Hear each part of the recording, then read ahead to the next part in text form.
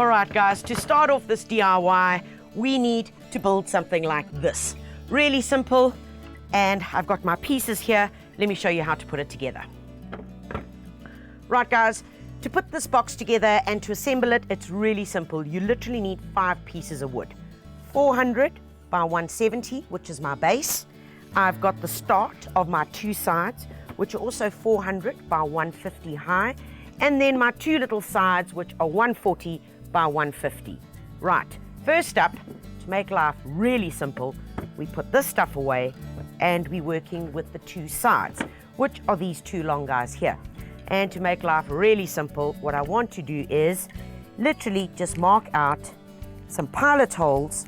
And a pilot hole is basically when you drill a hole through, and it makes putting pieces of wood together nice and easy, and it also stops wood from splitting. So just do it. It's another extra step, but well worth it.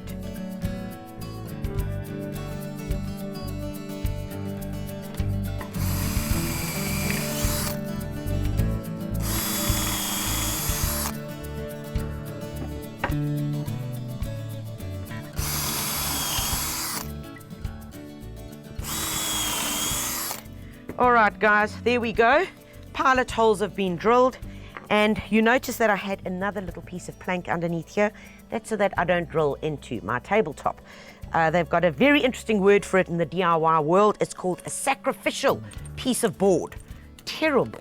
I've got terrible images in my head, but never mind. So now we're going to take one of the sides. I'm literally going to keep this in place, and we've got one of these little guys. All we're going to do is pop him here. There we go. We've got our drill bit in, and I've got some screws, and we're just going to join it together. Nice and easy.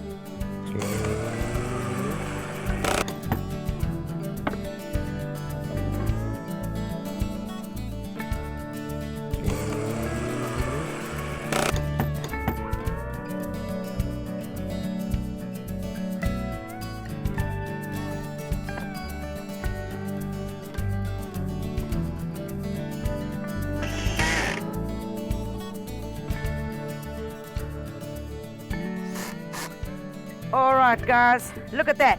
Starting to resemble a box. Ha-ha. 2 sides. We've got the 2 little guys, these 2 lengths. This is my base, and all I'm going to do is exactly the same. I'm going to do my pilot holes first. We literally just need 4 of those, and then pop it on.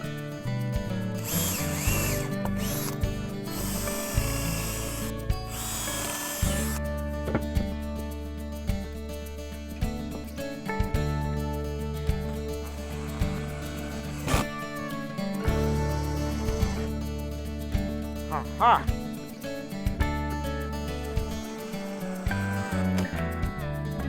And there we have it, guys. Here's our little box. We are ready for the next step, and the next step is to use a little built-in primer. Comes in a spray can, really nice and simple. Please do this in a well-ventilated space. Make sure that you've given it a good shake, and that is just going to protect the outside of our wood and stop it from bending.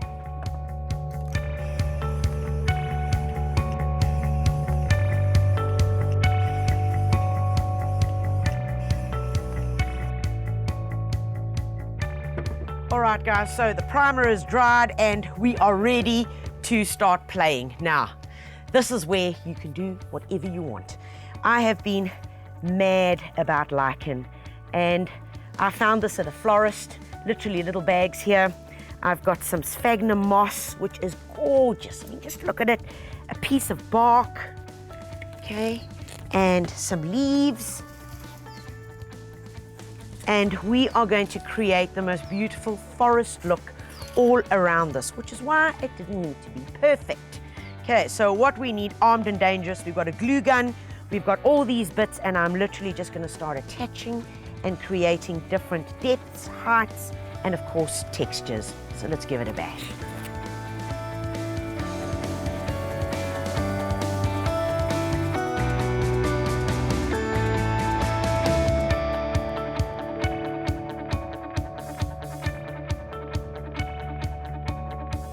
There's really no right or wrong in sticking the bark and moss onto a wooden container.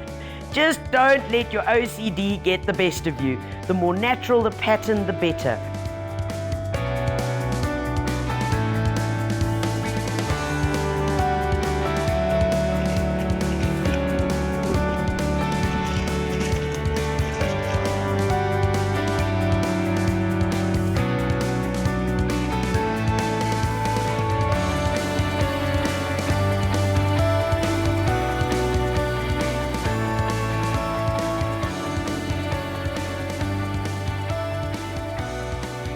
So guys, man, I'm having fun. This is no rules. And look, I don't profess to be like the most creative creature in the world. I like straight lines, and it must be neat, but this is quite liberating, I have to say. And where there are no rules, I think I flourish. So we're just finishing it off, and then we're going to show you the final step, bits and pieces. And it's kind of like alive, it's living with the different depth over here. And of course you could use anything, shells, whatever you pick up. But for me, it's about this natural, foresty look that I want to bring inside. And I imagine pine cones could also be quite cool for this. And I think this will be my last little guy over here. Kind of don't want it to stop, you know. Right, and there you have it. This, ladies and gentlemen, is my forest little window box.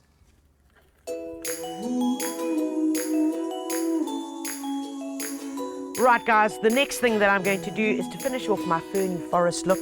I've got a few beautiful little terrace ferns. Terrace, incredibly tough. It's spelled P-T-E-R-I-S.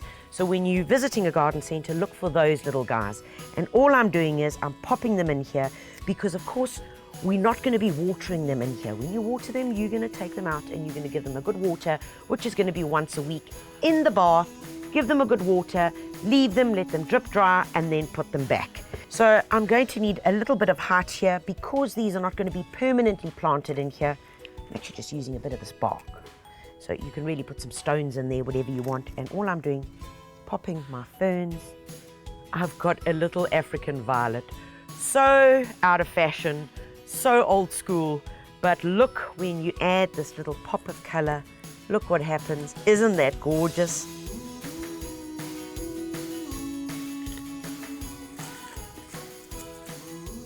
And last bit, just to hide a bit of our construction, I just add a little bit of the moss in. Oh, I'm in a forest, guys. I've been taken away. All I'm waiting for is the fairy to pop out. And that's really all I need. And of course, the best part about it is to find the sweetest place in your home with a lot of natural light, not direct sun, and put it in place. Let's go and find that.